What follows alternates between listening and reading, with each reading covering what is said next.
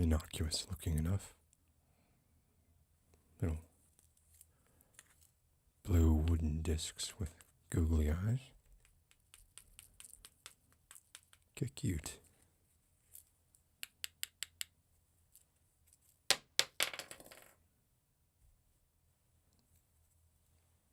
What do I fucking start? Where to begin? I'm calling for the resignation of the year 2023. We're 2 weeks in, almost to the day, and I think we've seen enough. We've been able to preview enough of what's coming to be able to say, let's just skip ahead. I mean, skipping ahead a year might not be enough, but we got to start somewhere.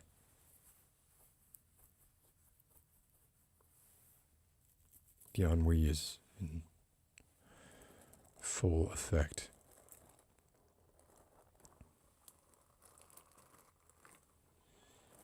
Cruelty, intentional cruelty, we're divisive, we're letting ideologies decide what we believe, we're rewriting even recent history. Hello, Panama City, Florida, Big Boss Saint, and DMT. Hi. DMT, I get it. For those who watched Midnight Mass, and really for those who watched Cosmos, Midnight Mass, Mike Flanagan definitely watched the original series, Cosmos. There are monologues in that show made by Riley and forgetting the name of Kate Siegel's character. Butterfly Composer, it is really good to see you. Happy New Year. Yeah, Denial is a river in Egypt. For the time being, it's a river in Egypt. Who knows how long that'll stick around. Maddie. Holy shit, my thoughts exactly, Maddie. Holy shit. I saw your profile picture pop up and I thought, holy shit, Maddie made it. You'll only be here for about 5 minutes. Let's be honest. And that's all right.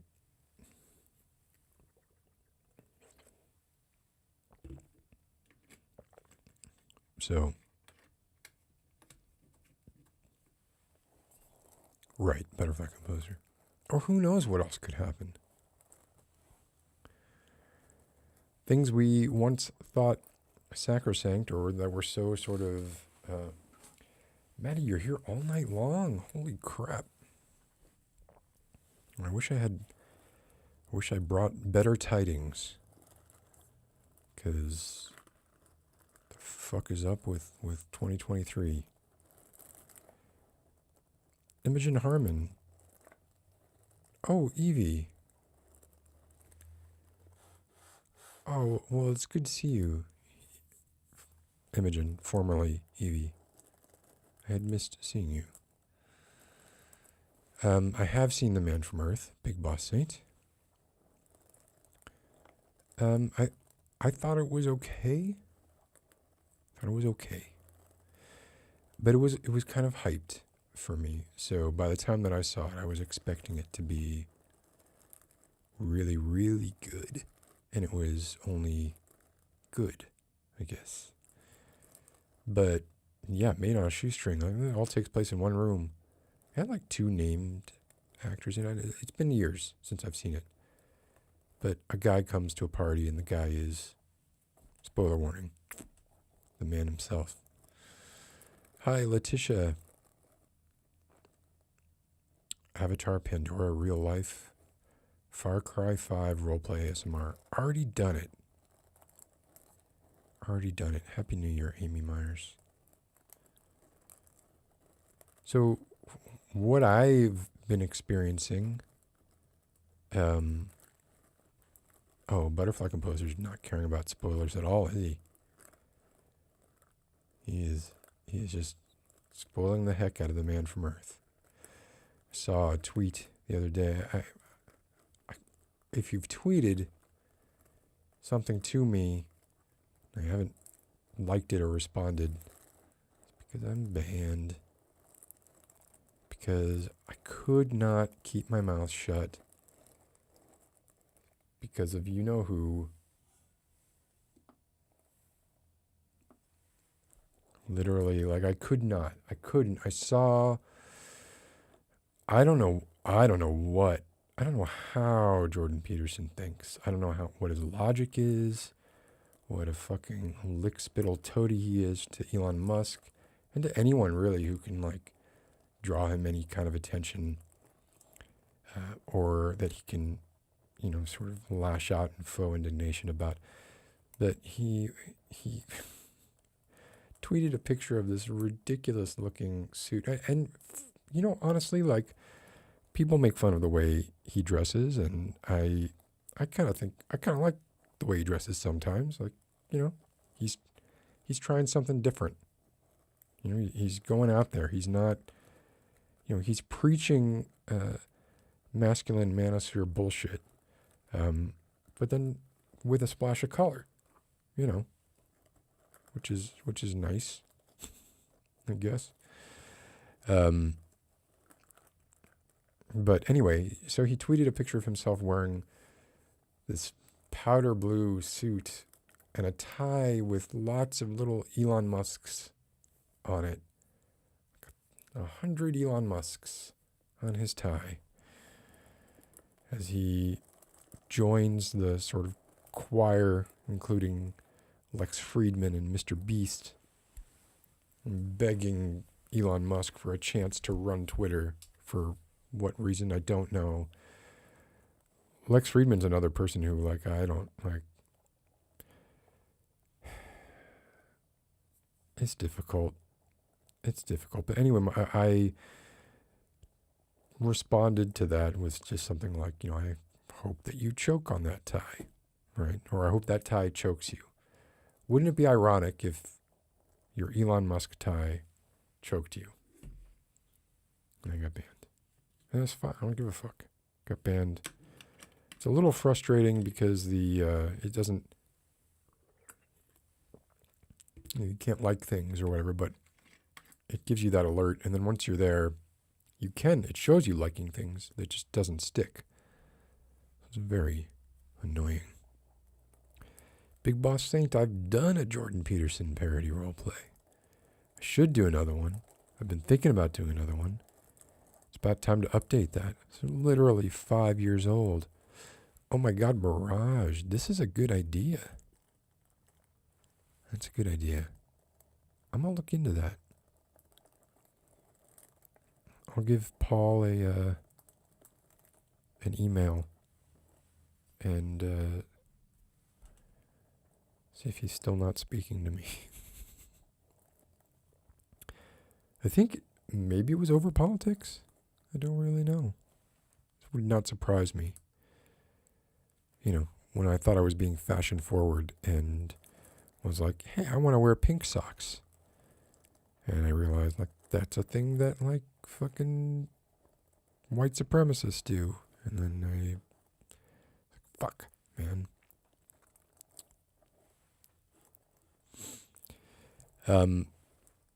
I appreciate that, Imogen. It's really out of date, though. It's literally 5 years old. Like, there's so many things that he's done and said since then that are not in that video. That video is basically about Bill C-21B or whatever it was. The compelled speech. He's back on that now. With apparently, Canada is putting the hammer down, forcing him to enter a re-education camp or something like that, according to him. Why? But see, like, empirically, what's wrong with pink socks? Hey, Warp Raven, it's good to see you. Wait, I see someone saying Nasha, but I don't see Nasha. Oh, I do see Nasha. Sorry. New profile pictures. Who dis? Sometimes antisocial, always anti-capitalist. That's what everything is coming back to. That's what like all of my problems with. I'm so disappointed. I get so disappointed lately when, I mean, don't meet your heroes, right?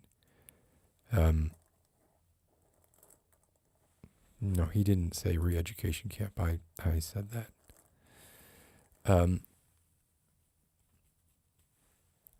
It is really disappointing.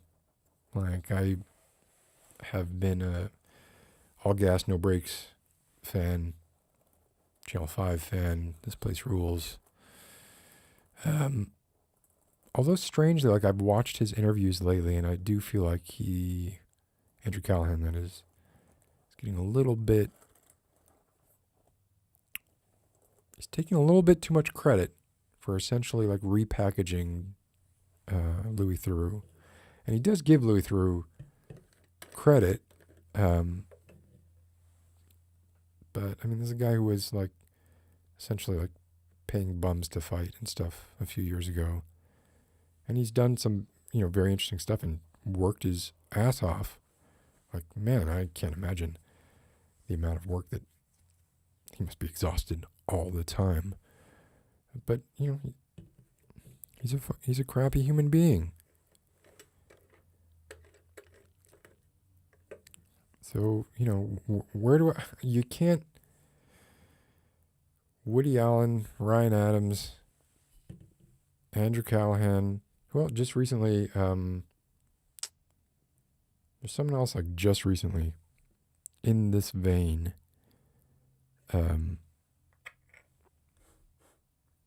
who also was accused of sexual misconduct. It just seems like, really, like the truth is just like men are pigs. Or rather, people with power abuse it. Period. And because we're in a patriarchal, Justin Roiland, that was exactly right. Thank you, Zedror. How did I not? That's probably blocking that. Indigo, it's good to see you, Indigo. Letitia, off topic. Could you do another Joker ASMR? That's not really off topic. Can't wait to see what they do with the Joker 2 as a musical. Right, got to do one of these.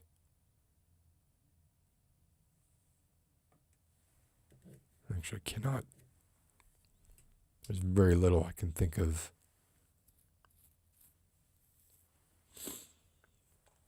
That would excite me less than a Joker musical, apart from Avatar, which is now greenlit for whatever. What is it going to be? 6. See, I don't hate musicals, but I do hate other media adapted into musicals that doesn't really seem to fit. And I don't know if this was trolling. Maybe this was. I like to do a bit of trolling. Like to troll a little bit. Maybe that's what it is.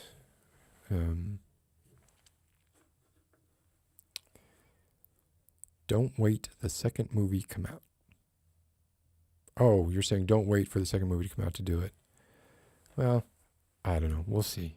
Here's what I want to do next or soon is a Daniel Plainview ASMR video. Because I think it could be funny. I want to get his voice pretty good. I want to be able to. I'm an oil man. I think you'll agree. My son HW, and we're a family business, and we pay the contractors ourselves. We build the derricks ourselves, and we're there extracting the blood of the lamb. And then when it gets into the loud points, right, we'll be going, drainage! And I'll ADR that stuff, right?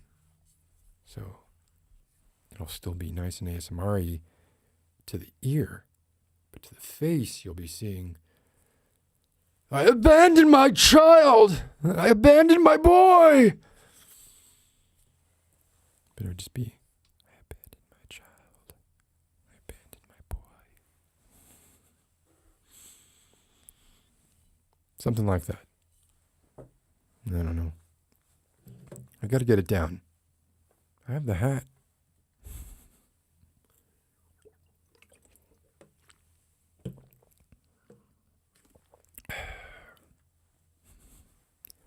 I drink your milkshake.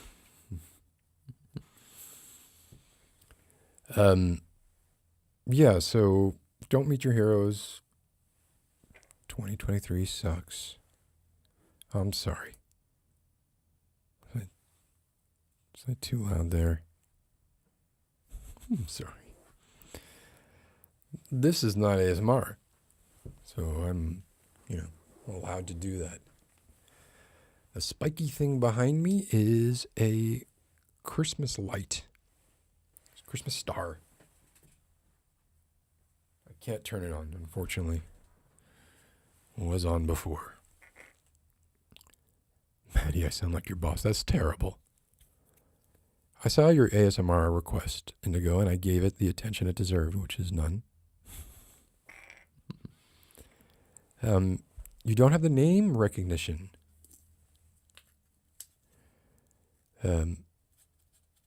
How would I act like you, though, Indigo? Hey, Olivia, how are you doing?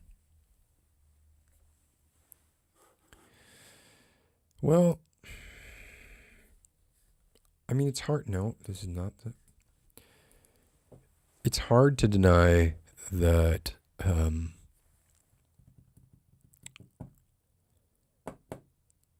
there seems to be a correlation between... Although I don't know, right? Like there could be, it could just, like percentage-wise, there could be just as much terrible stuff going on between people who are completely outside of the realm of entertainment.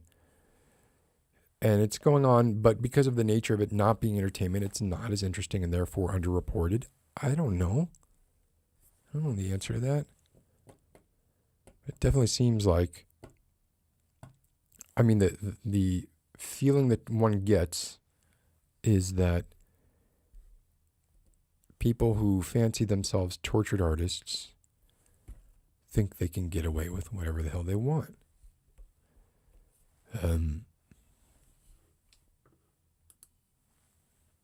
That boy.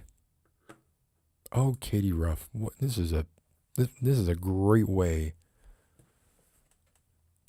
You've put it into a little aphorism that, you know who would be proud of that aphorism? Eugene Thacker would be very proud of that aphorism.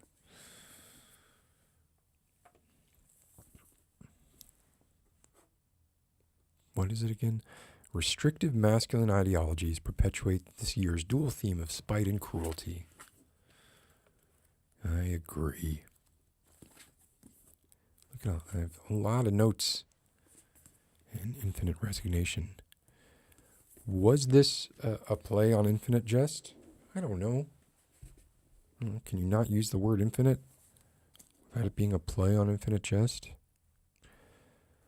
Oh, good question.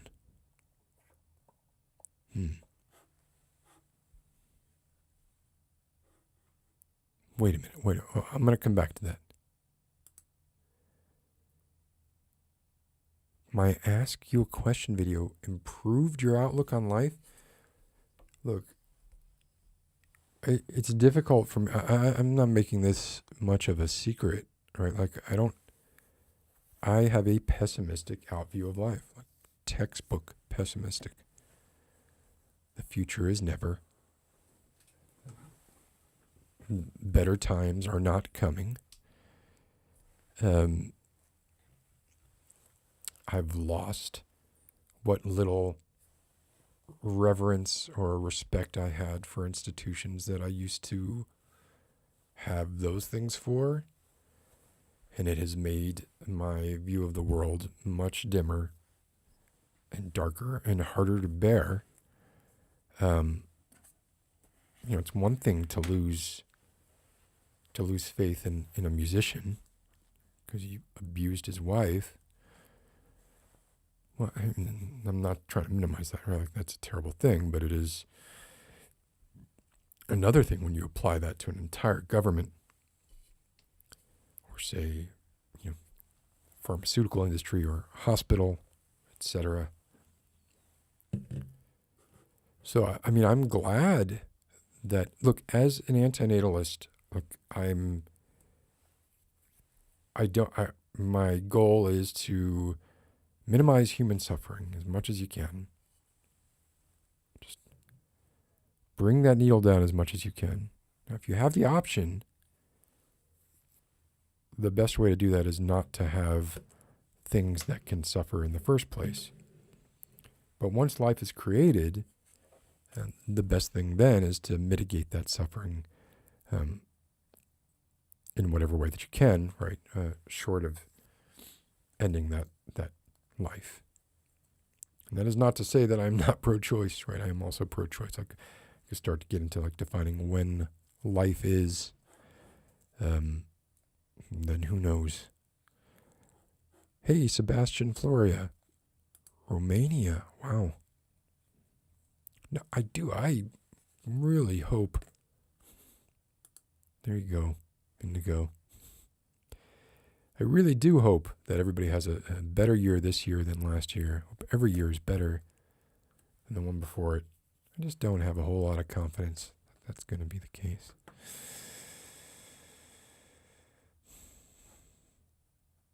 Oh, Indigo. I'm sorry about this, Olivia.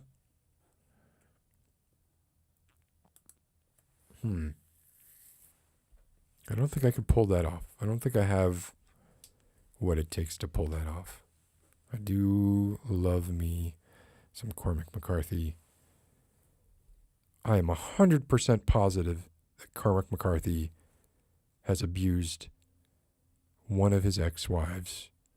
Who knows?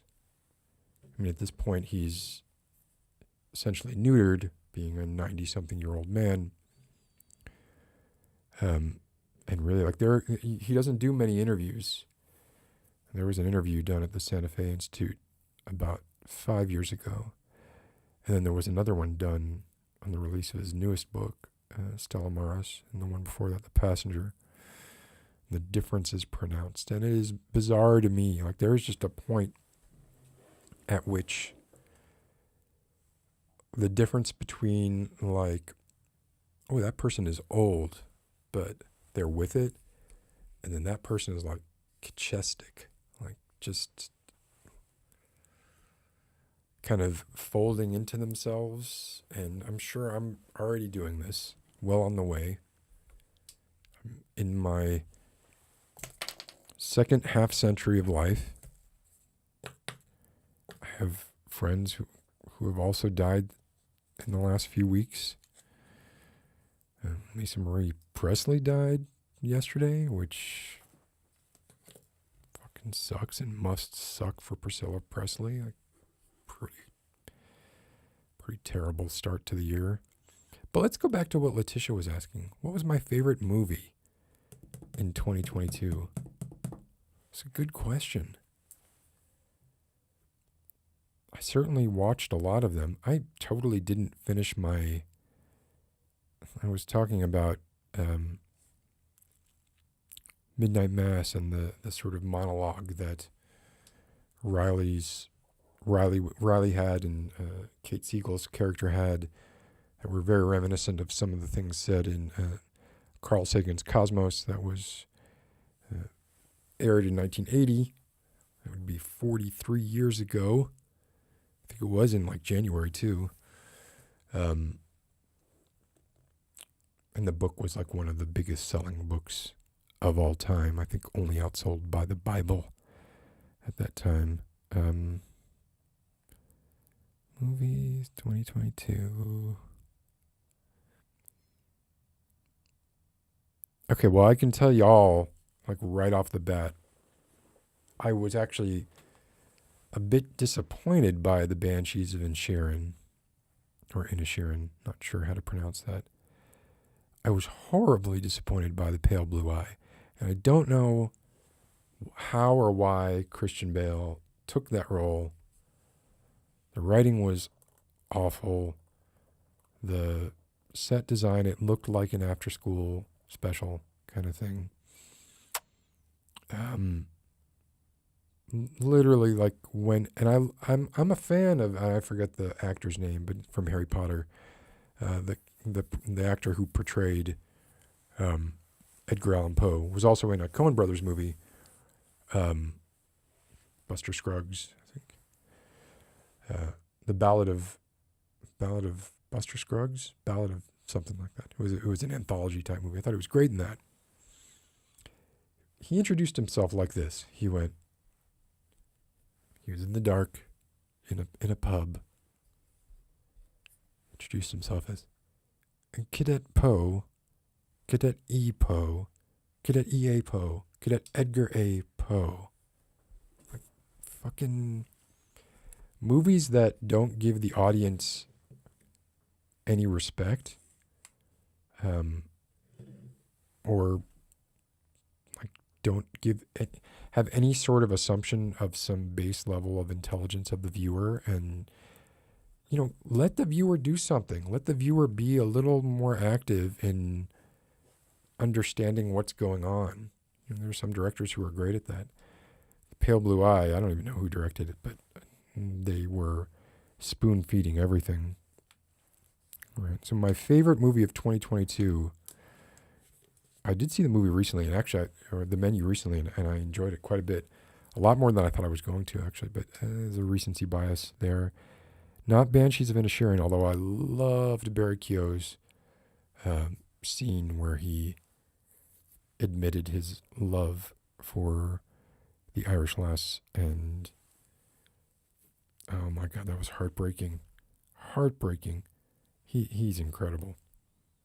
He's incredible. What else came out in 2022? I mean, I did really like Everything Everywhere All at Once, but I wouldn't say that was my favorite movie of the year.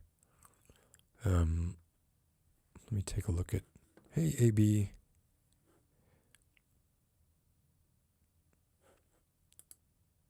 New bands or songs that I like in the last few months.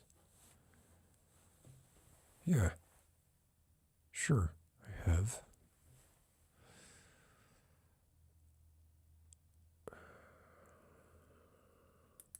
Ooh. That hurts, that boy. I know it seems like gloating, but speaking from experience, I recommend people who put minimizing human suffering to remember that they are human as well. Aye.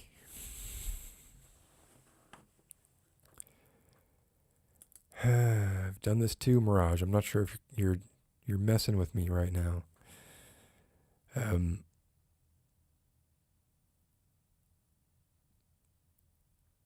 Ecstasy and Molly. Yeah, well.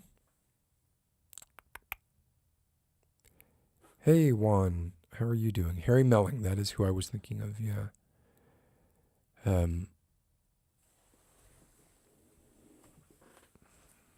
I didn't see Living. I haven't seen The Whale yet. I want to see The Whale. I'm a fan of Darren Aronofsky. Not a fan of Mother. One of the worst things I ever watched. I don't really think there's much redeeming about it. Oh, one of my favorite movies of 2022, definitely Pain and Glory. Pain and Glory. Pedro Almodovar. Antonio Banderas, Penelope Cruz.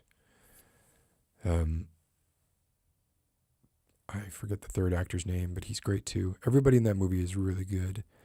and it's so beautifully shot. Like, I mean, it's Almodovar, so of course it's beautifully shot. That was definitely one of my favorite movies of 2022. Why don't we do that?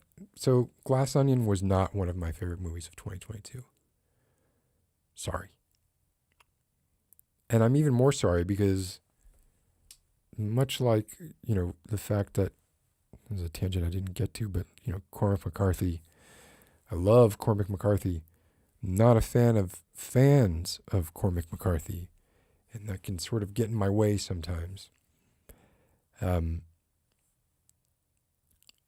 I shouldn't let it, but I kind of do.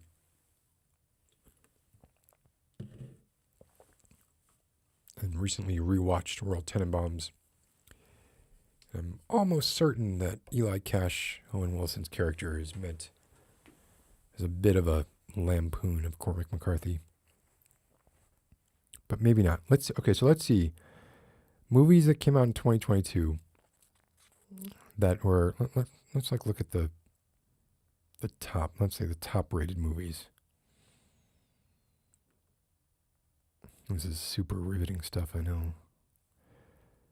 According to Rotten Tomatoes, the worst metric by which to rate a movie is hit or miss. Literally the worst. Have I explained my disdain for the Rotten Tomatoes method of rating a movie? Like, you can have a movie, the strategy from a movie maker's perspective to get 100% on Rotten Tomatoes would be to make a movie that is as middle of the road as you possibly can, and then just a little tiny bit better.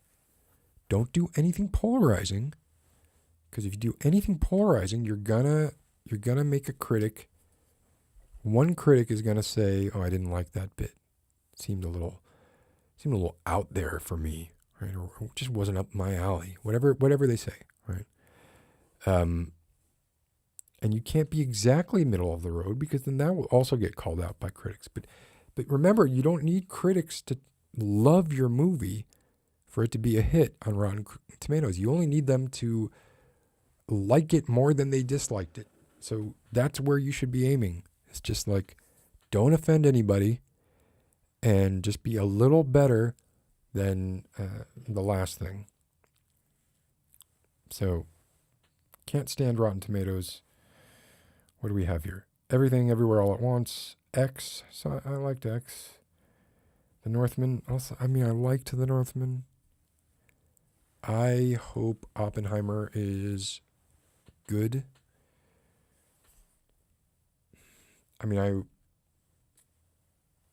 As a younger lad, I was a big fan of following what happened in the development of the atom bomb, and read a bunch of, Richard Feynman wrote a bunch of autobiographical works that touch on his time there. He was a young physicist there at the time. That's it. You're gone, Indigo. All right, bye. Bye, Indigo. Thanks for dropping by. For 30 minutes you were here, Indigo. Can't even keep you around longer than that. How dare you?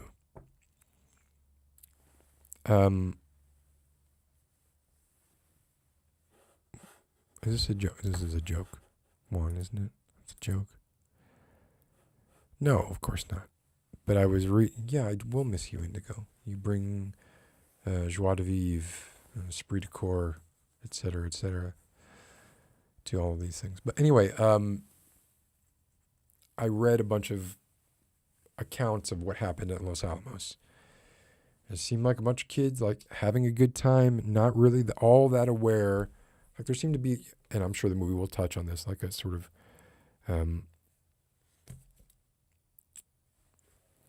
a grim contrast between the fun that people there were having, the attention that the project got, the excitement around the project, the importance of the project, right? And the fact that, like, yes, they're creating something that is going to kill hundreds of thousands of people. Bizarre.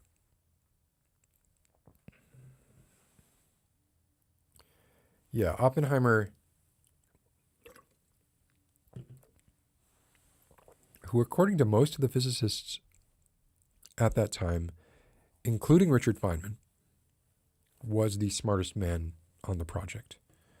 What did he quoted the Bhagavad Gita, the "I am become death, destroyer of worlds" line. I mean, I'm sure it was like planned to some extent, right, for posterity, etc. But how could you witness something like that and not immediately want to sign some non-proliferation? Like, hey, this thing I just made, let's not use it. What does what mean? What does what mean, Indigo? I don't know. If you say what does that mean, I don't know what means. Right. Yeah. So I'm guessing Butterfly Composer, this is what the book is going to be, or I'm sorry, the movie is going to be focused on. Some of the tragedy that's sort of inherent in there. But anyway, so that movie did not come out in 2022. The Batman was not a fan of the Batman. Unbearable Weight of Massive Talent. It's pablum. It was fun, but it wasn't. Oh my God, The Lost City was terrible.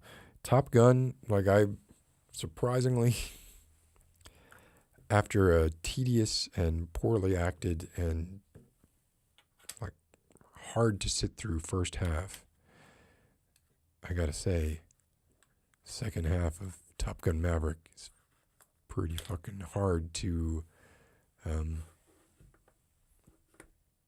it's hard to not be riveted by. Do I have any pets, Sean?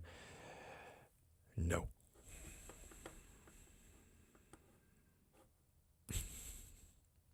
Well, then we go back to Arthur C. Clarke / Stanley Kubrick's 2001, throwing the bone into the air.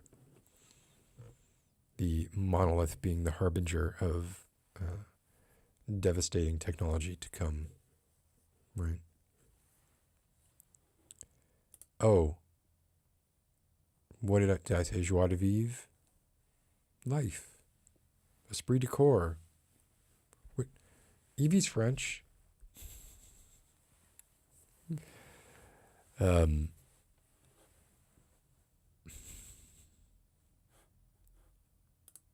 Yeah, I feel like a lot of people who worked on things that were turned into weapons had the late in life regrets. How could you avoid it? How could you avoid it? Bad Guys, my son would love that. By the way, I guess I shouldn't do that now. All right, I'm not going to do that now. Okay, I love Baz Luhrmann, but I didn't love Elvis. What are you going to do? Jesus. You know, it's interesting that you say that.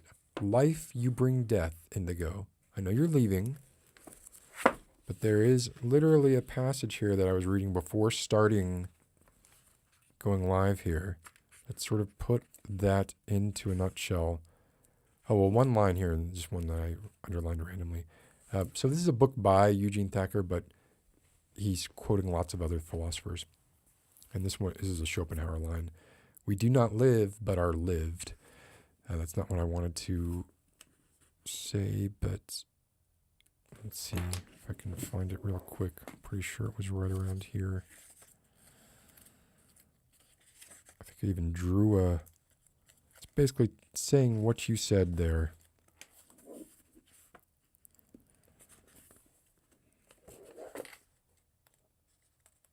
Can this be ASMR-y? Like flipping pages like this?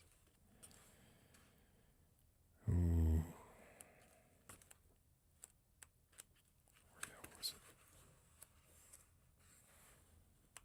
I mean, to live is to die was essentially the. Oh, Philip Meinlander. There's a bit on Philip Meinlander. There's somebody who practiced what he preached. God is dead, and his death is the life of the world. And in Meinlander's view, God committed suicide, deicide, performing a kind of self-cadaverization. That's not the line I wanted to read. I know where I'm not going to forget about movies. Who was it? It was something about. It was something about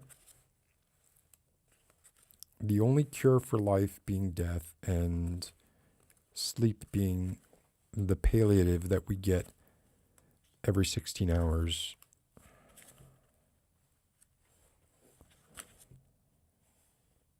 Oh, now talking about E.M. Ciorian, that he's a. Yes. Okay, so it's actually from Nicholas Chamfort, who also committed suicide. Living is an ailment which is relieved every 16 hours by sleep, a palliative. Death is the cure. Philosophy, like medicine, can offer a great many drugs, a few good remedies, but almost no specifics. Yep. Anyway, that's his section on the patron saints of pessimism. Let's get back to movies. What movies? The Sea Beast? My son loved it. I thought it was.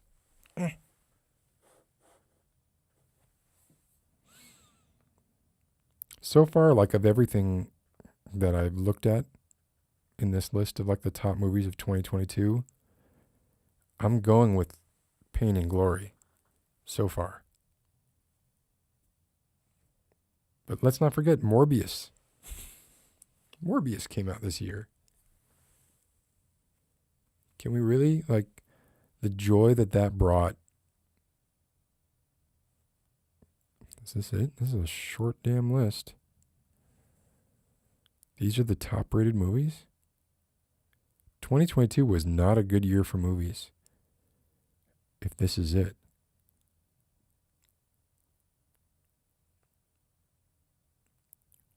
I'm actually shocked. I'm shocked.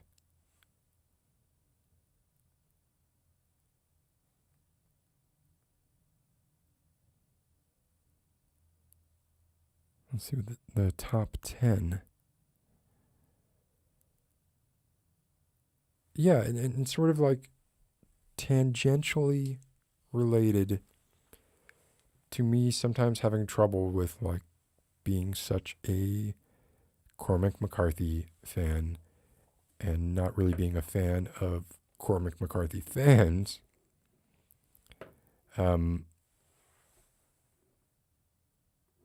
Like, I wasn't thrilled with Glass Onion, and yet when Ben Shapiro mentioned his critiques of Glass Onion, which were not my critiques of Glass Onion, that immediately made me want to like Glass Onion more.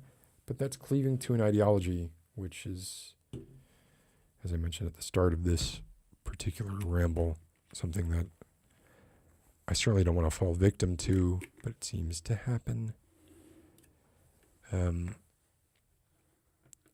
Amy, do I plan to bring more ASMR creators in for your live stream this year? Probably not. Maybe. It's always a possibility, but probably not. I don't even know, like, I'm not sure what's going to happen with my live streams at this point. I enjoy doing them, but I don't enjoy some of the baggage that comes along with doing them. Like right now I'm on the Phoenician Sailor channel, right? as a result of me doing this live stream, I will lose hundreds of subscribers. It's one of the reasons that I created the live stream channel. But then there's a part of me that's like, and this is what I'm thinking now, is like, I shouldn't be doing that. I should have one place where the stuff I do is the stuff I do. And it'll be separated out. Playlists can separate the types of content, but not necessarily channels. So I don't know. I don't know that I'm going to do, I honestly don't even know how much longer I'm going to do a sort of branded weekly live stream. I've definitely, and this is not to say that I spent so much time doing ASMR, like official ASMR videos, when I wasn't doing this. Obviously I didn't. But I did it less. I would be more prone to come into this room, which is my live streaming room, and it's upstairs. It's just switch cameras just for interest's sake. So I would come into this room, and it's just very easy to just go live. Oh, I like the color contrast here. I didn't quite note this, but the yellow and the blue. Does that work with my...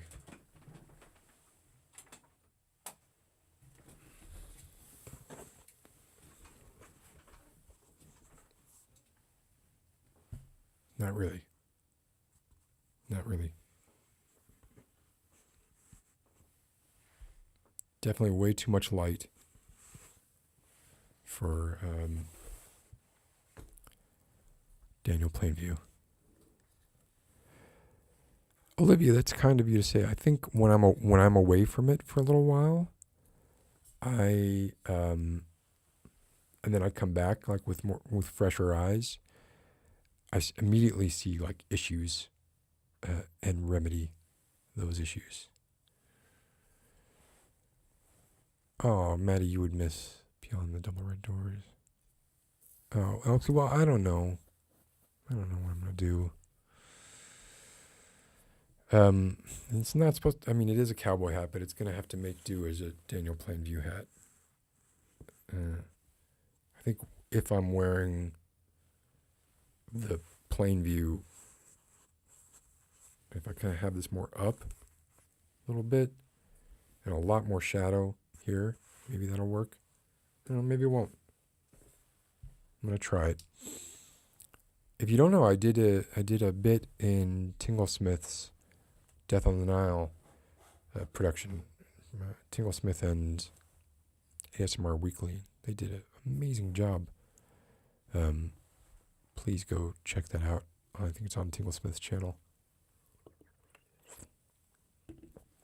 But anyway, as I was mentioning, so my sort of dislike that comes of fan bases, my dislike of particular fan bases, and then it sort of applies and taints the source for me, which it shouldn't, but it sometimes does, made me want to like Glass Onion more than I did. And here's the thing is, I liked Glass Onion. I liked it. I just didn't think it was in the same league even as Knives Out. I just didn't. Sorry. Similarly with Nope. Right? I was not a huge fan of Nope. And it was not a lack of... Look, a movie can have a super important message, and maybe it still doesn't resonate with certain people, right? Or it doesn't make it a satisfying movie to watch for some people. And it was not... And again, I liked it, right? But I didn't love it. But these are the movies. This is it. What else came out in 2022? This can't be right. What else good came out in 2022? Don't fucking say Marcel the Shell with No Shoes On. Fine, that was a cute movie. I like Jenny Slate. And she created it too, I believe. come on, there's got to be more. There has to be more than. And look at this, Marcel the Shell with No Shoes On, 99% Rotten Tomatoes rating.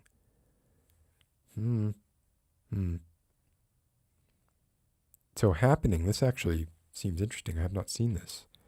And it has a 99%. This would seem to contraindicate what I had said earlier about needing a movie to be not pablum, but close to pablum in order to get a 100% Rotten Tomatoes score.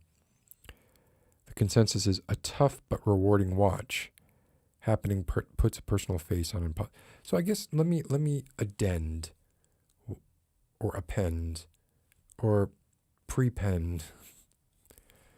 Let me alter what I said about, look, I think you can get a really good Rotten Tomato score by, if that's your intent, by creating a movie in a certain way that just doesn't offend anyone and is a little better than the average movie.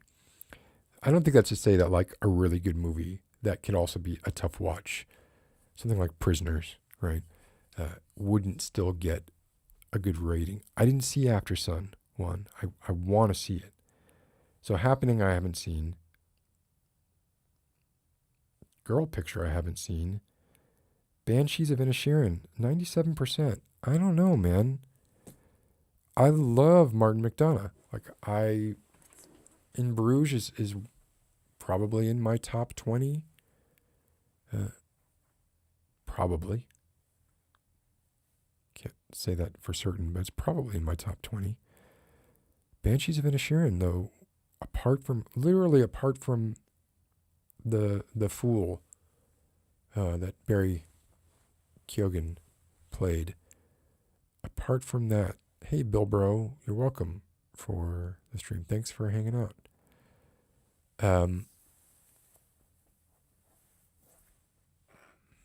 My movie highlight of 22 was when you discovered a movie called Annihilation. Yeah. I liked Annihilation. Again, there was Alex Garland, right? Men came out this year. Yeah, I didn't love Men. I liked it. I didn't love it.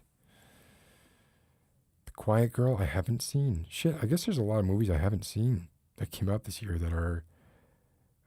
Oh, I did recently watch... Shit, what is the name of it? It's got to be in this list, I'm sure. Beavis and Butthead Do the Universe.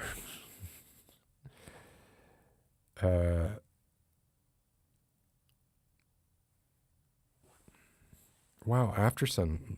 That sounds great. I have to watch After Sun. Yeah, I guess, like, of the movies that I've seen, and I haven't seen Sissy, and I've heard that that is also a difficult watch, but very good. I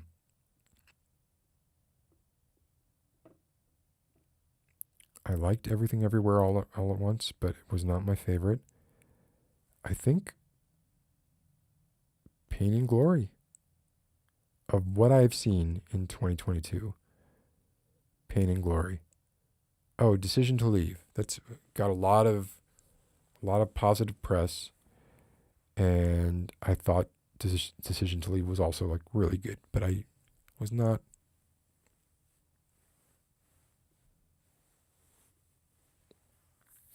Wasn't Pain and Glory to me.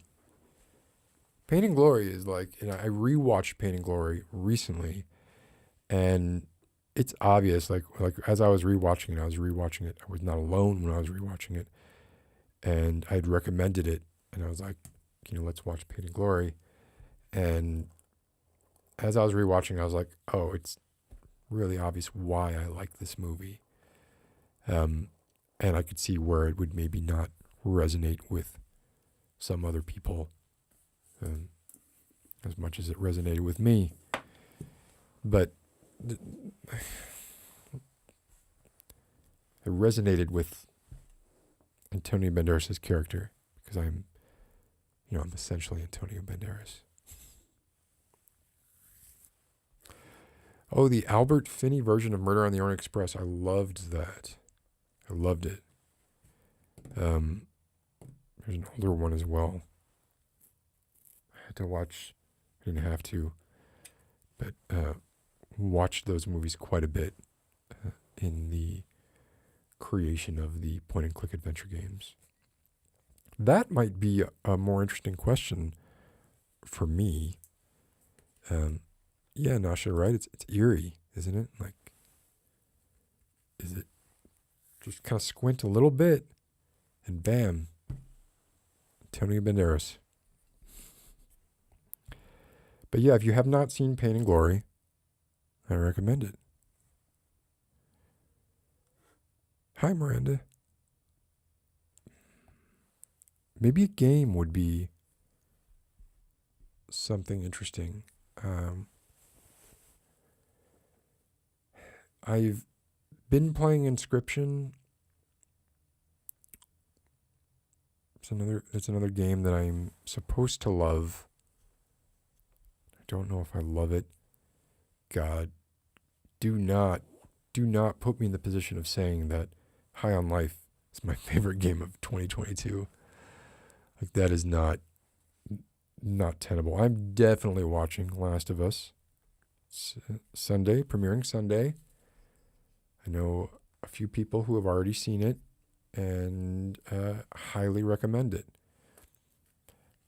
Maybe I'm a little Pedro Pascal'd out. Maybe. I mean, but whatever. He's great, so I'm sure that I'm going to love it.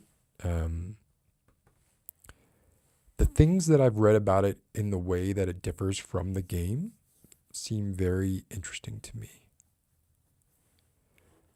Oh, see, look, Nasha. So I've been recommended Vampire Survivors over and over again, and it looks very not interesting to me.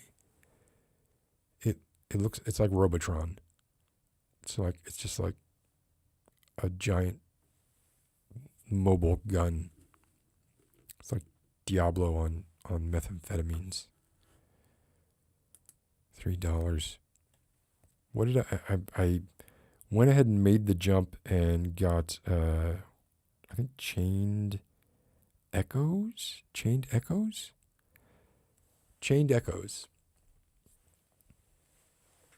Putting aside the fact that it's clear to me that I don't enjoy JRPGs very much. I enjoyed them a lot when I was younger. Like, I played Phantasy Star so much on the Sega Genesis and the Final Fantasy series. Loved them. But I would take a clunky open world Skyrim type game over a super talky look. And JRPGs are every fucking one of them is based on the Ultima series, created by Richard Garriott. And I was a huge Ultima fan. I'm talking about as like a 12-year-old, playing Ultima 3 on the Apple IIc. Every weekend. Punishing game that was. The kind of game where if you make the wrong decision, you might not find out for 12 hours. And if you want to finish the game, you're going to have to go back 12 hours and fucking play from there. These were not easy games. And they are the prototype for what every JRPG was. Alcabeth was another one. But Ultima's 1 through 5, and then Ultima 7 was fantastic. And then, of course, Ultima Online, which was then the prototype for MMOs. But anyway, people talked so much about Chained Echoes that I felt I had to get it. And I played it for about 20 minutes last night, and I was like, yes, this is good. But, man, so much like just, we need an editor here. We need someone to like go through this text and slash out at least half of it. I don't need so much writing to no end. I love reading, and I love text-heavy, story-based narrative games. But so far, what I've seen, and generally, like I'm going to make a broad generalization here, and people can say, okay, well, it's characterization, and you need to kind of live with characters for a while and hear the ways in which they talk and the things they like in order for you to kind of build your idea of what that character is. I don't really need to read a lot of nonsense, right? I don't. I don't want to. So Chained Echoes, I'm not giving up. But out of the gate, I was not super impressed. I want to play Norco. Aesthetically, theme-wise, that game is right up my alley. I played Return to Monkey Island. Was it Return to Monkey Island? I thought it was good, not great. So, okay. What were the top games of 2020? Top games of 2022. Not 2020. 22. Jesus fucking Christ.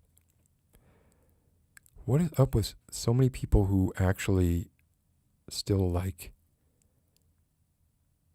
somehow revere Andrew Tate?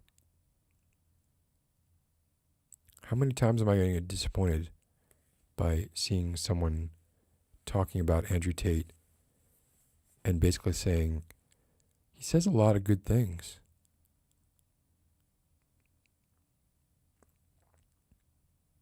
Dude's in jail, belongs in jail. Hope he stays there a long time. Of course, then he might become, a kind of martyr, right? Don't want that either. This is why I'm glad that Trump didn't die while he was in office, as much as I wished that. Elden Ring, great. God of War, didn't love. Horizon Forbidden West. Now, Horizon Forbidden West for me was a game that I was like, this is awful.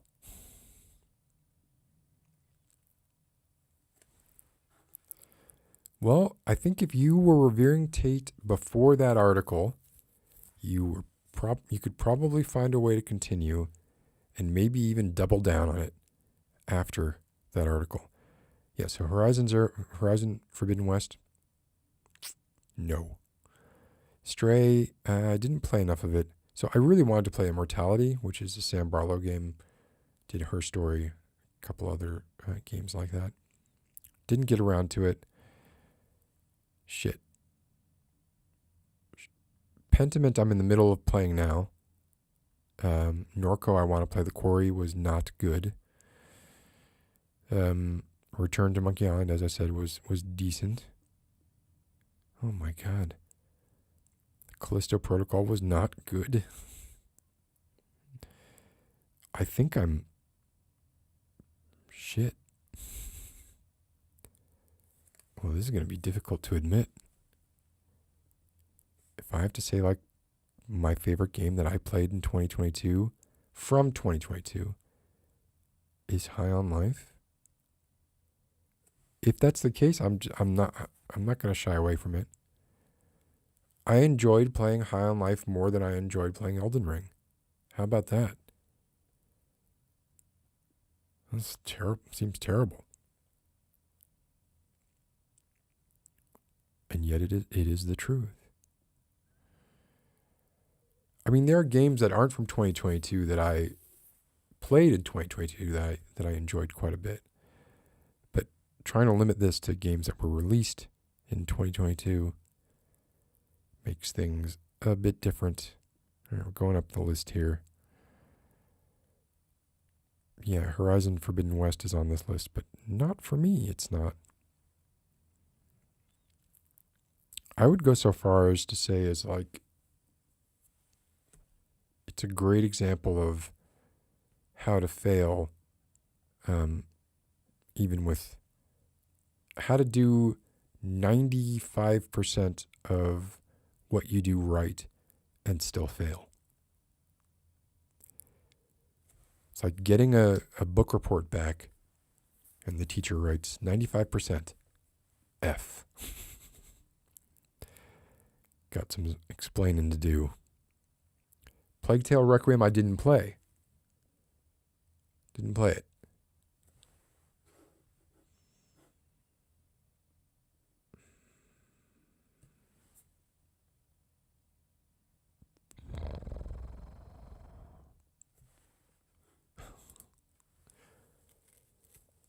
What a interesting way of putting it. Yeah, it's up its own butt, but the space up there in that butt is pretty nice. But it is still a butt, right? I mean, I think I really only played Return of the Obra Dinn this year, but it didn't come out this year, and I loved it. I didn't play Plague Tale Requiem. Stray, not enough. We're getting to the tops here. I think this is going to be another case where I just don't have. Quarry, I played. I thought it was horrible. Like, just terrible. Same kind of. Like, they're not learning it. Supermassive is not learning anything from the games that they're putting out. They're just putting out the same games with essentially new skins.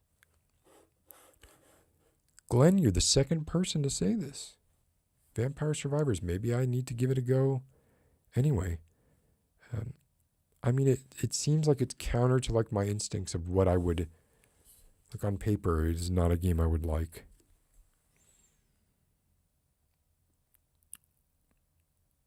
No. Tunic, I've heard really good things about Tunic. Disney Dreamlight Valley, no. Xenoblade Chronicles 3, I've heard good things about that. Nobody Saves the World.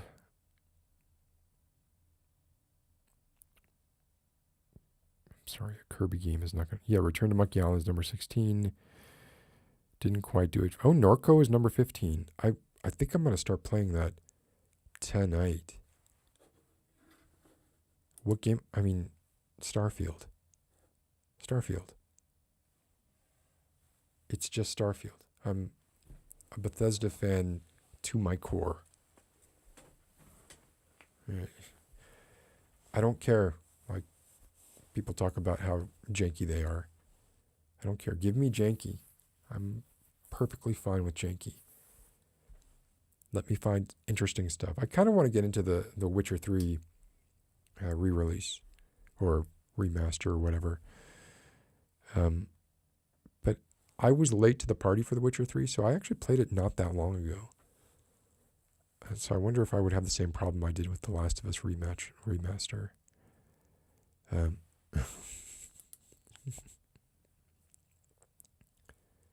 Little Todd Howard, he wouldn't have to be behind the camera.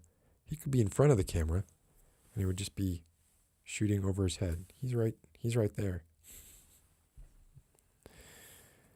So Norco, I'm actually probably going to go ahead and get and start tonight. Neon White, I've heard things about, but great things about, but I haven't played it. And most of these I'm just not going to have played. So God of War Ragnarok, it just didn't grab me. I don't know what to say. Did not grab me. I enjoyed my short time with it. I have no desire at all to go back and finish it. Zero.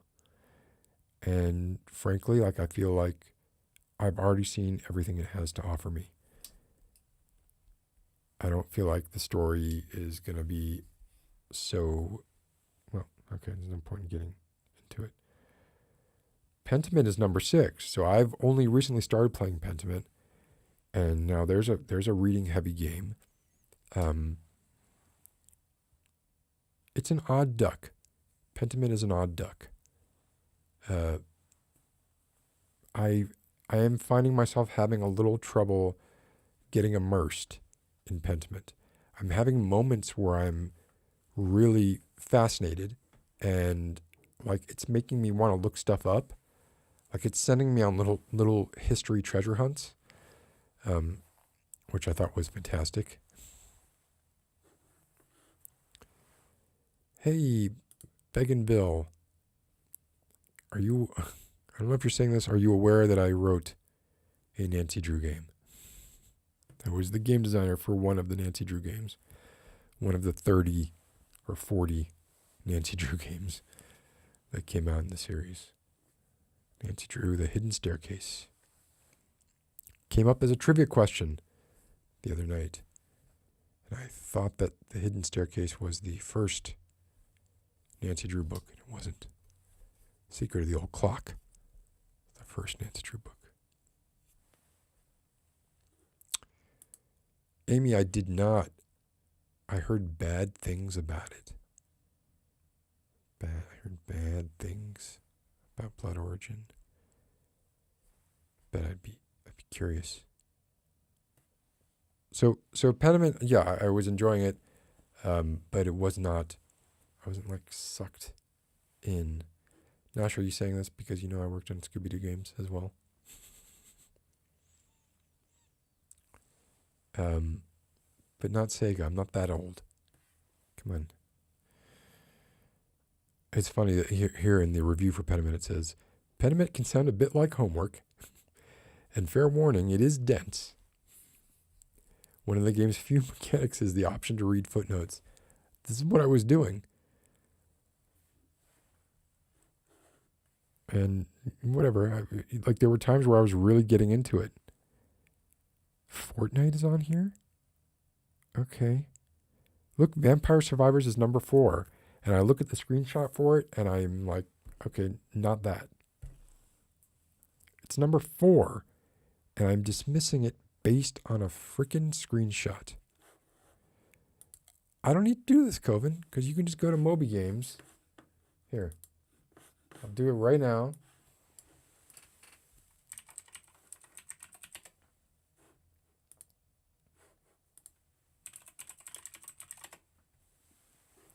I will dox myself. Happily dox myself. In fact, why don't we do this? This will be fun. This is going to be so fun. Trust me. Is this going to be fun? Maybe. Maybe not. Boy, this is a long list. Did not realize how long this list was.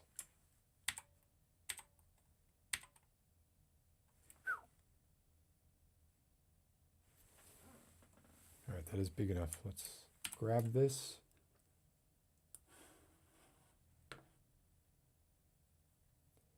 All right, this is almost all of them. And we'll just pull this into the screen.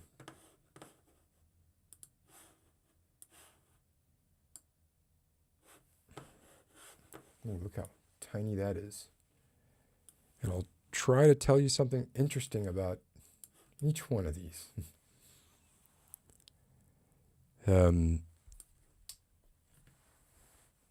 Evil Under the Sun.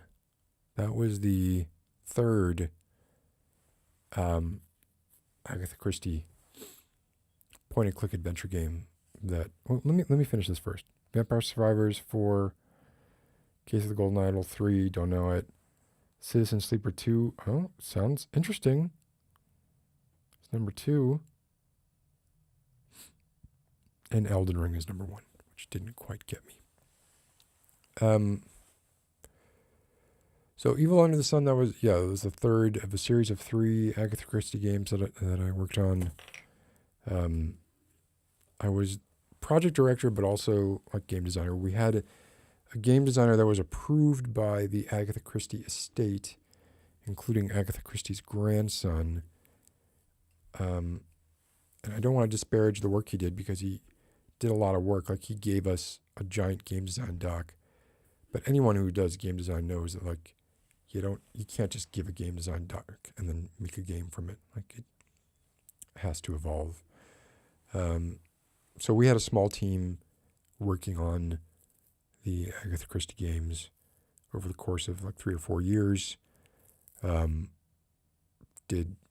Started with And Then There Were None, then went on to Murder on the Orient Express.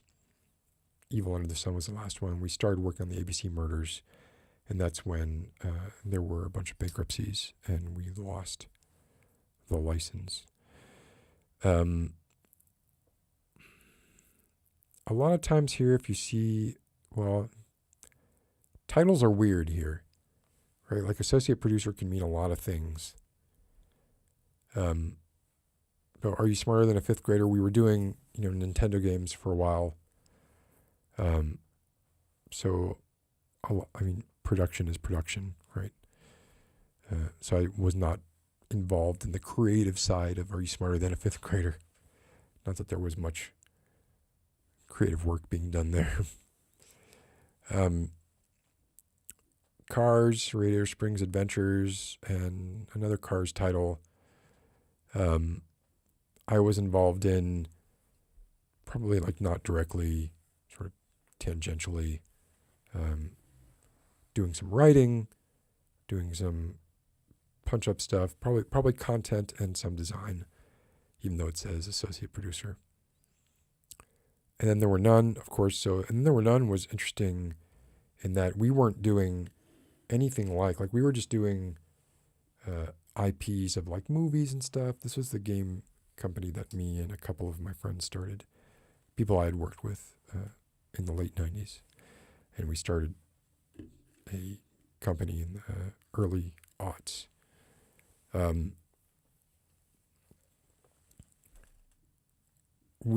I was an Agatha Christie fan, and I was not necessarily a fan of the kinds of games we were doing, and I wanted to steer more in that direction. We had met with someone at a con at the Adventure Company who they did adventure games, and they had just gotten the Agatha Christie license. And we had just done a SpongeBob game, which was very successful and was essentially like what we lived off of for the better part of a decade.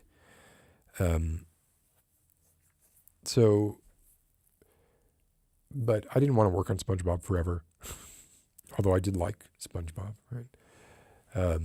So I remember pitching, hey, we should put together a demo to show to the Adventure Company to let them know that, hey, we could do this game, right? And ended up, as you do in game development houses, staying a weekend with, I think, a programmer and two artists. I'm positive it was a programmer and two artists. And we just stayed all weekend and made like a really short proof of concept, vertical slice, I guess you'd call it, using the engine that we were using for the SpongeBob games to do something with Poirot, even though Poirot ended up not being featured in the title that we ended up doing.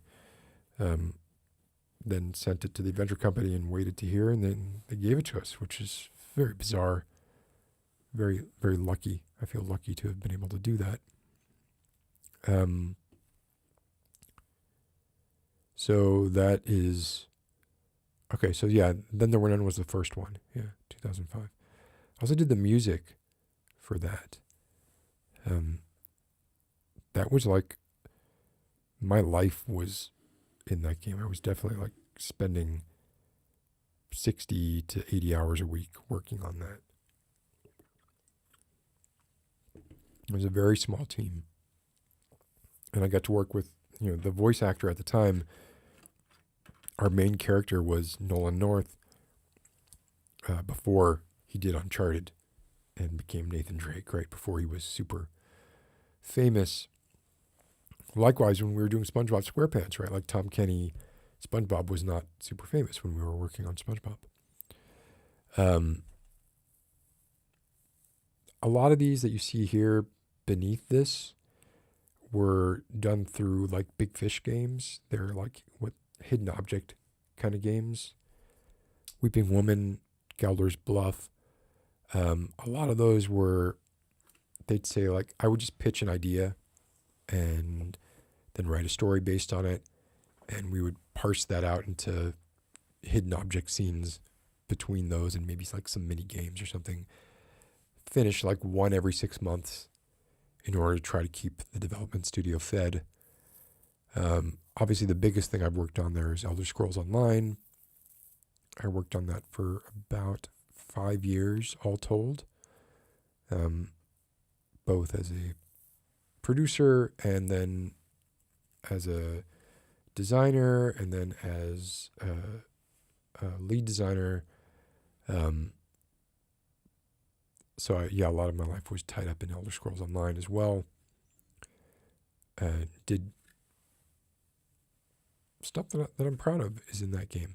And then you see a bunch of stuff beneath there that, again, these are all like hidden object games that were done very quickly. Hardy Boys The Hidden Theft, that was through the Adventure Company. They were just like, hey, go ahead and write a Hardy Boys story and turn it into an adventure game. And that's what we did. They then farmed out most of the work to an overseas company that just did terrible, terrible work. And I was shocked by how bad it ended up being. Horrible. Again, these are more hidden object games. SpongeBob SquarePants the movie, that was obviously based on the SpongeBob SquarePants movie. So did the design for that. And then Employee of the Month, that was actually the first game I ever did game design on. 2002, wow. 21 years ago. Nuts. Look, time is catching up to every one of us. It is going to get us all. Kick us in the ass. You at least expect it. Hey, Lexi. It's good to see you. Damn. Yeah, so Employee of the Month was the first game that I designed, the first game that it got, there was a big magazine at the time called Computer Gaming World, I think it was called. And they like nominated it for Adventure Game of the Year. And the Academy of Arts and Sciences nominated it for Family Game of the Year. It lost to some Nintendo game. And that was the first game I'd ever designed. And I remember being like, oh man, look at this, right out of the gate. I designed this game and it's super successful. And it got all these nominations. Can't wait to see what happens to like the next games that I design. Boy, I'm destined for greatness. This is just like, I was made out for this. Like, I'm a natural. My life is going to be fantastic. Literally never, ever made another game that was like nominated for anything, with the exception of maybe Elder Scrolls Online. So yeah, my best work was the first thing that I ever did. It's not doxing, whatever. People know my name. I don't care. I don't care if people know my name. So continuing to go down this list. Witch Haven 2 Blood Vengeance. So that was done using the build engine. And it was a 3D shooter. So this was shortly, when Doom was out. We were just kind of a Doom clone. Operation Body Count. Like, if you go on YouTube, you can find not tons, but you can find people making fun of Operation Body Count for how horrible it is. And yeah, it was horrible. William Shatner's Tech War, that was a fun experience because William Shatner was there a lot of the time. And we filmed him, and we had like Silicon Graphics workstations to have him up against a green screen. Maybe that's one of the reasons I'm so averse to doing green screen work now. It's because I had to do it like 20 some odd years ago. I had to do it on William Shatner with these giant Silicon Graphics workstations that were horribly slow. But anyway, yeah, got to hang out with William Shatner for a while. The man who was horrified when he got a glimpse into outer space. So you'll see a bunch more there, like under writer. Yeah, those are largely hidden object games. You'll see one there called Pilgrim's Hook, which is absolutely Pioneer's Lash with a different name. So yeah, I'd written that as like a murder mystery, called it Pilgrim's Hook. And then when I was starting the channel, the Phoenician Sailor channel, I was like, oh, maybe I could turn this into some kind of a series. I can't call it. No, I can't call it Pilgrim's Hook. What could I call it? Pioneer's Lash. Okay. And I changed a few things, and there you go. What else do we have there? Yeah, SpongeBob, Agatha Christie, we already covered those. Scooby-Doo, Monsters Unleashed, and the first Scooby-Doo, which is not on here. Yeah, I was art director for... We were a very small company, so I was sometimes art director and game designer, right? Like, we didn't really respect the roles. We just kind of... Everybody did stuff. Hot Wheels racing game. Danger Girl. Wow. That was at N-Space in Orlando. It was a PlayStation game. Gosh. Well, maybe that was a PlayStation 2 game. I think it was PlayStation 2. And then, of course, like cut my teeth sort of on the Civilization series. But I was just doing art for those. I didn't do any writing or anything like that. And then all the way back to 1992. Fucking 30 years ago. Look at that. Trump Castle. I wish I could tell you any kind of story about those times. I could remember. I was a kid. I was like 17 years old.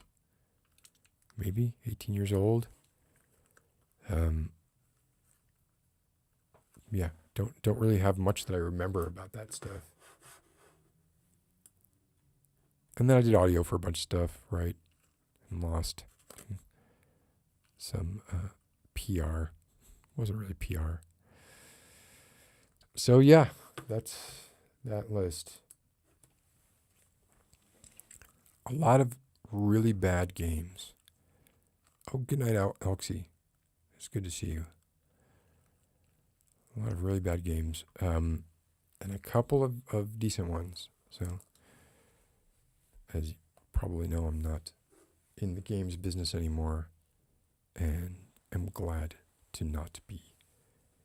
I'm not always glad to not be in the games business anymore. Sometimes I miss parts of it.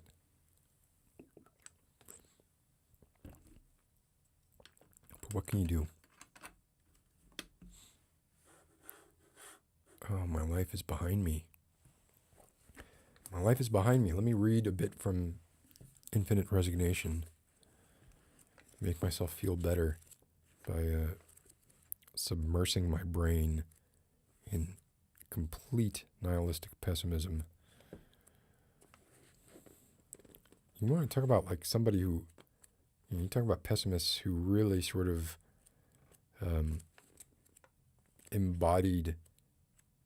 had sort of the courage of their convictions. Although I don't believe that like one can be a complete pessimist and not. Oh, you turned down working at Firaxis. I have tons of friends there. A lot of people from ZeniMax went to Firaxis. A lot of people from Firaxis went to ZeniMax, back and forth. Like, literally, the studios are down the street from each other. We'd go to lunch with each other. They just came out with Midnight Suns. Guy who was the writer on the team that I was the design lead on for Elder Scrolls Online. Zach Bush was, I think, the main writer for Midnight Suns. I didn't know that, Nasha. Can I ask why? Why'd you turn it down?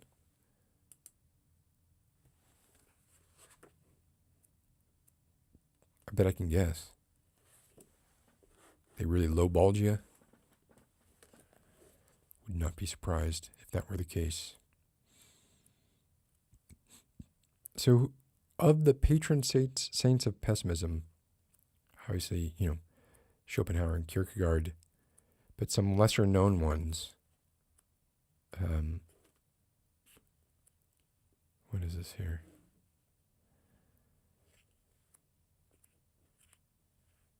Who really sort of, Mindlander was one of them. right? He worked as hard as he could. Oh, well then what was the... ¿Por qué, Nasha? You gonna make me keep asking? The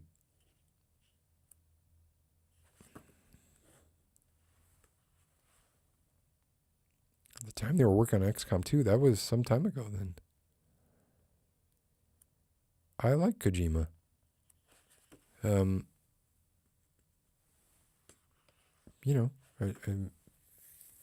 not perfect.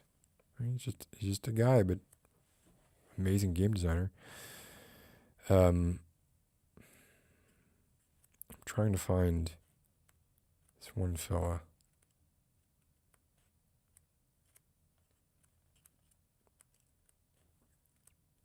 Oh, there's Schopenhauer. I like this. Nope, it's not. I must have missed it.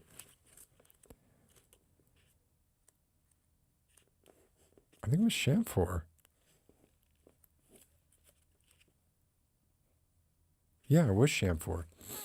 So Chamfor, who is the pessimist who, well, he said things like, in studying the ills of nature, one acquires a contempt for death. In studying the ills of society, one acquires a contempt for life. Makes sense. Society is nothing but the contention of 1,000 petty interests and internal conflict of all the vanities that cross each other, strike against each other, are wounded and humiliated by each other in turn, and expiate on the morrow, in the bitterness of defeat, the triumph of the day before. False modesty is the most decent of all lies. Some of those are good. And my favorite aphorism that he has is, living is an ailment which is relieved every 16 hours by sleep, a palliative. Death is the cure. But the interesting thing about Chamfor is, I'll come off this camera.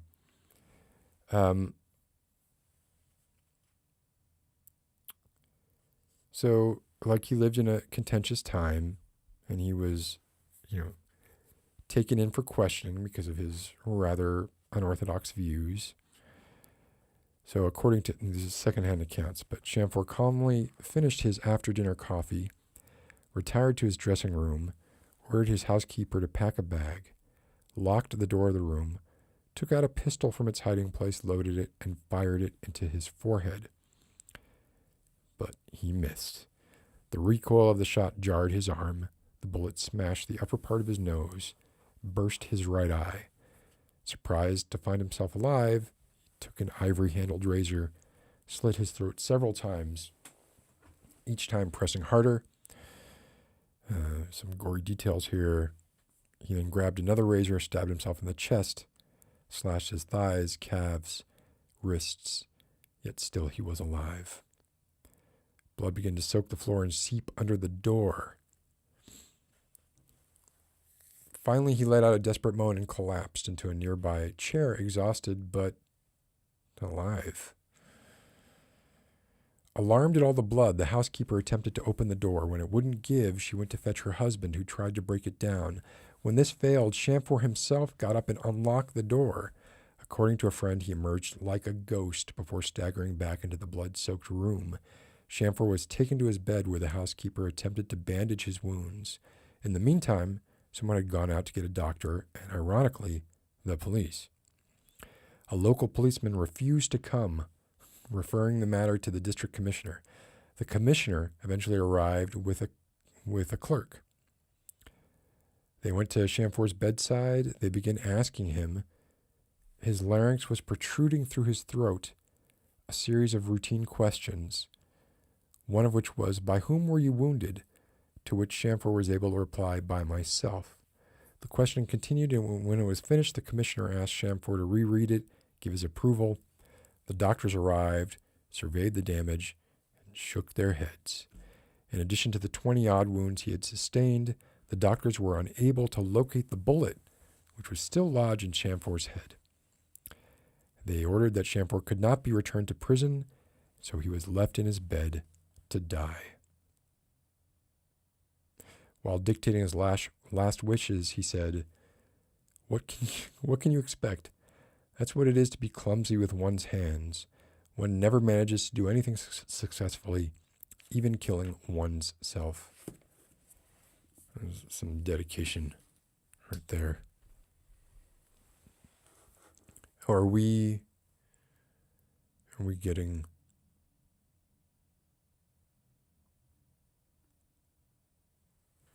I don't know if there is...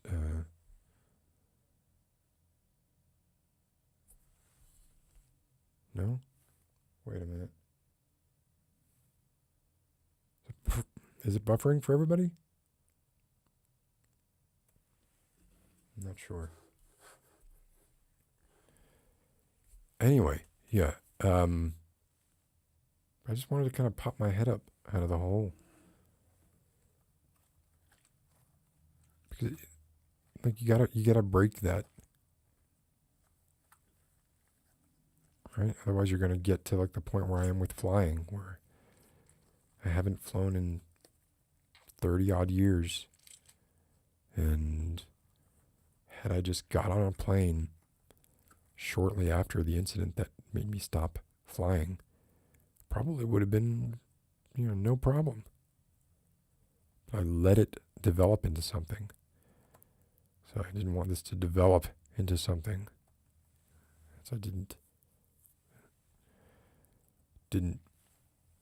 stream at the scheduled time, and I didn't stream at the rescheduled time, and I didn't schedule this at all. Oh, Lexi, you're going to Philly this summer? Philadelphia in the summer are very nice. I hope that you go to the Meter Museum. But you're already terrified of it. See, that's the thing. Like, and you're going to have to live with that until you do it. And then here would be like the worst thing for me would be while I was there, that is what I would worry about. Like maybe dealing with the concern of getting there. And then once you're there, you're relieved. Everything is fine. You can enjoy the trip.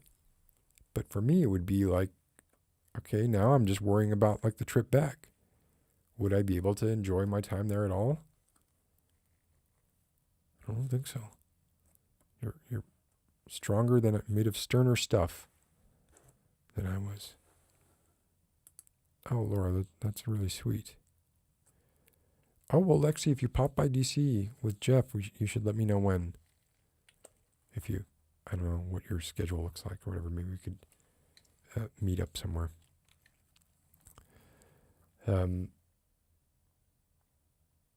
But apart from that, like, thank you all for hanging out. And I genuinely do hope everyone has a great 2023. It's just been a shitty fucking start.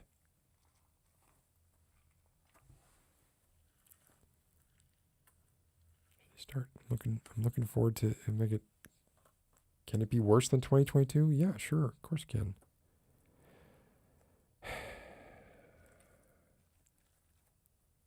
Anyway, I hope you have a good Friday night, and I will talk to you all again soon, I hope. Take care.